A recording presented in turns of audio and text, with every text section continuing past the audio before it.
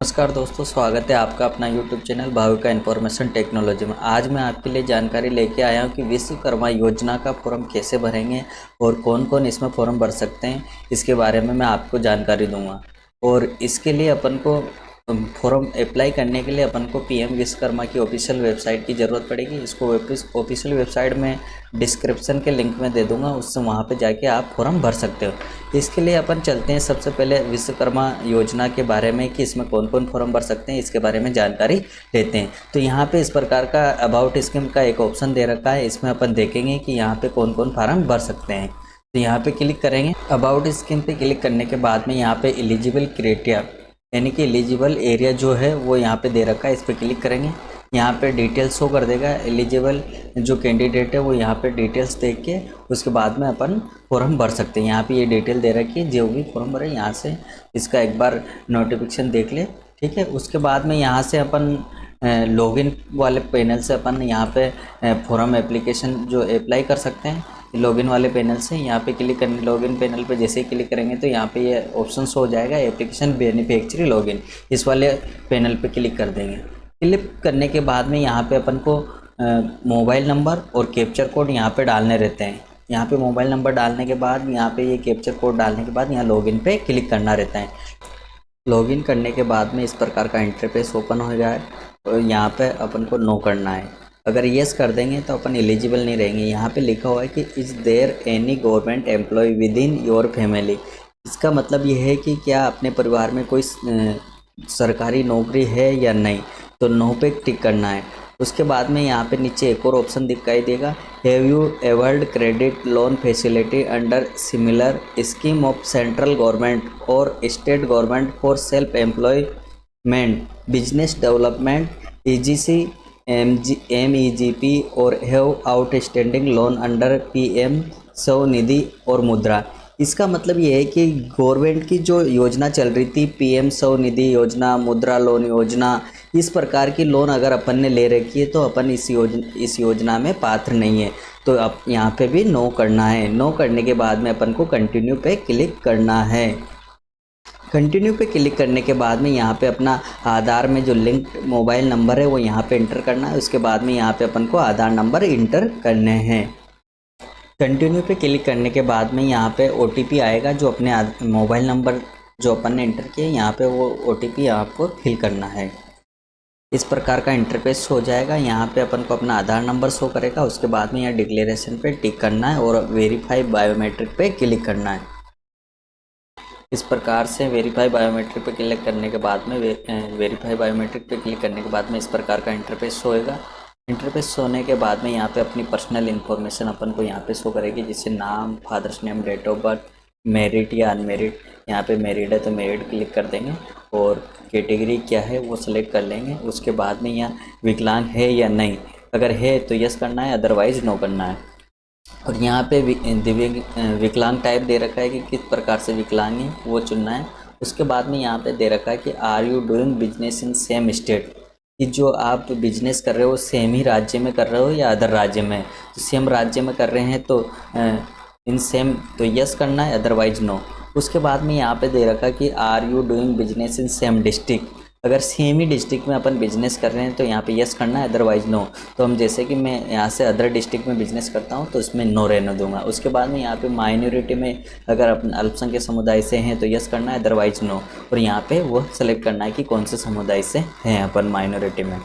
उसके बाद में यहाँ पे अपना कॉन्टैक्ट डिटेल्स रहेगी, यहाँ पे आधार नंबर, मोबाइल नंबर ये शो करेगा।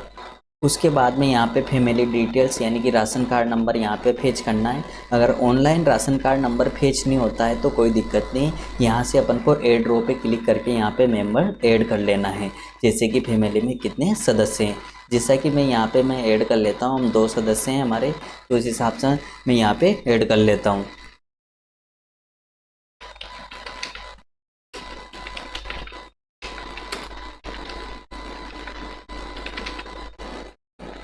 यहाँ पे रिलेशनशिप सिलेक्ट करना है। उसके बाद में यहाँ उनका आधार नंबर डालना है।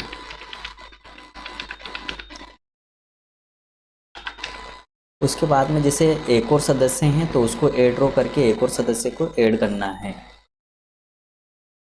यहाँ पे एड रो करने के बाद में यहाँ पे अपना नाम जो भी है कैंडिडेट सदस्य उनको सेलेक्ट करके उनका रिलेशनशिप, उनके आधार नंबर यहाँ पे इंटर करने रहते हैं।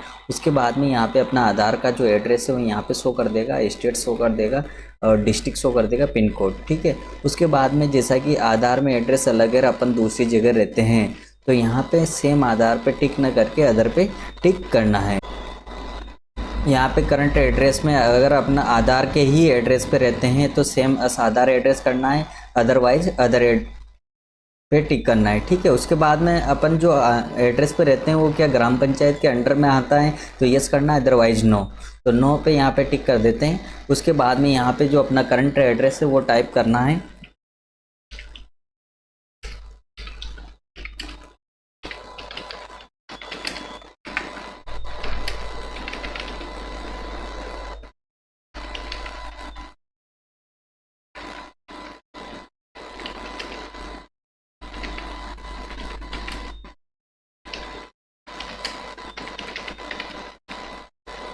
यहाँ पे स्टेट सेलेक्ट करना है, जिस स्टेट में अपन रह रहे हैं। उसके बाद में यहाँ पे डिस्ट्रिक्ट सेलेक्ट करनी है। उसके बाद में यहाँ पे पिन कोड डालना है। उसके बाद में यहाँ पे कौन सी नगर परिषद के अंतर्गत आता है वो यहाँ पे सेलेक्ट करना है। उसके बाद में यहाँ पे अपन को चुनना है कि अपन कौन से इसके माध्यम से फॉर्म भरना चाहते हैं। जैसे मैं यहाँ पे टेलर के प्रोफेशनल चुनूँगा, आप कोई सी भी जो भी आपका प्रोफेशनल है वो चूज करना है। जैसे कि मैं यहाँ पे टेलर का चुन लेता हूँ।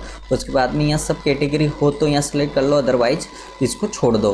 उसके बाद में यहाँ डिक्लेरेशन पे क्लिक करना है। उसके बाद में यहाँ पे एक नीचे ऑप्शन दे रखे हैं कि बिजनेस एड्रेस, कि आपका बिजनेस किस जगह है। तो सेम अस करंट एड्रेस, जो हम जहाँ हम करंट एड्रेस पे रहते हैं वही हमारा बिजनेस का एड्रेस है, तो मैं यहाँ पे टिक कर दूँगा।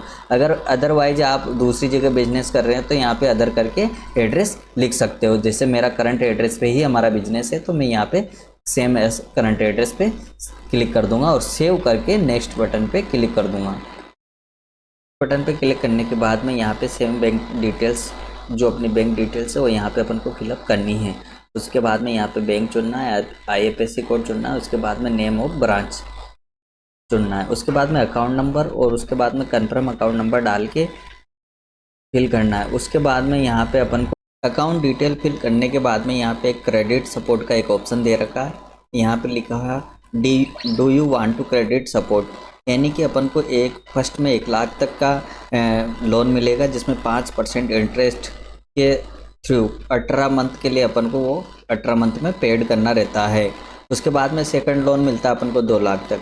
तो यहाँ पे अपन को जितनी नीडेड रिक्वायर्ड रहती है लोन की, यहाँ पे 50,000 मिनिमम 50,000 तो लेना ही थे। जैसे अपनी इच्छा से कितना भी भर दो, यहाँ पे जैसे मैं 80,000 भर देता हूँ। उसके बाद में यहाँ पे अपन को जैसे परचेज इनको इन पे टिक करना रहता है, बिजनेस एक्सपेंस। उसके बाद में यहाँ पे अगर अपन को लोन की ज़रूरत है तो यहाँ पे ये भरनी रहती है डिटेल। अगर इनको खाली छोड़ दो, अगर नहीं लेनी है तो बाकी ये तो टिक करना रहता है, ठीक है।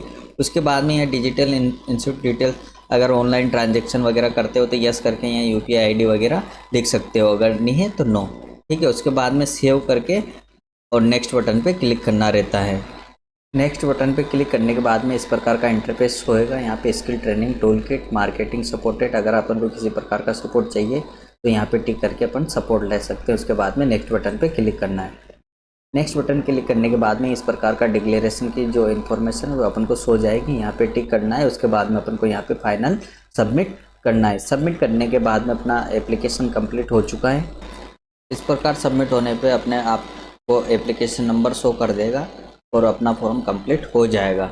धन्यवाद। ऐसी ही नई जानकारी मैं आपके लिए लेकर आता रहूँगा। अगर हमारे चैनल को सब्सक्राइब नहीं किया हो तो सब्सक्राइब कीजिए। अगर वीडियो पसंद आए तो लाइक और शेयर ज़रूर कीजिए। धन्यवाद।